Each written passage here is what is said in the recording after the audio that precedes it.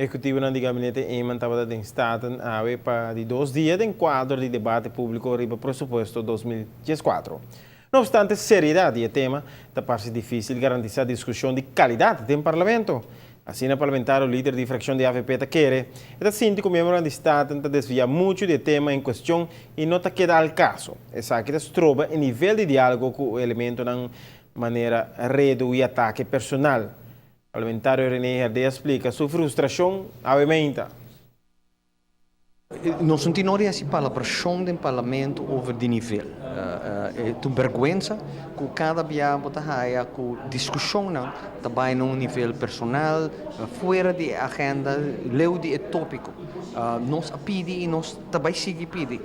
Mas no momento que o líder da oposição desviar o tema importante de pressuposto, anto decidi di vai papi arriva storia nan kuna mesa tra redashi e acusação nan totalmente sem base.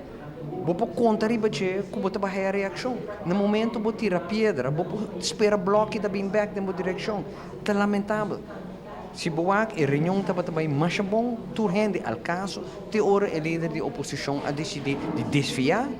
Ela começa bom para desviar para a coisa de acusação de corrupção, etc.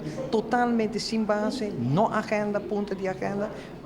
Lógico, a reunião a dar e não. E ora bom não por, bem se tem que ir nível tamalo. É o único assunto que o parlamentário está demandando de sua colega de oposição para queda ao caso.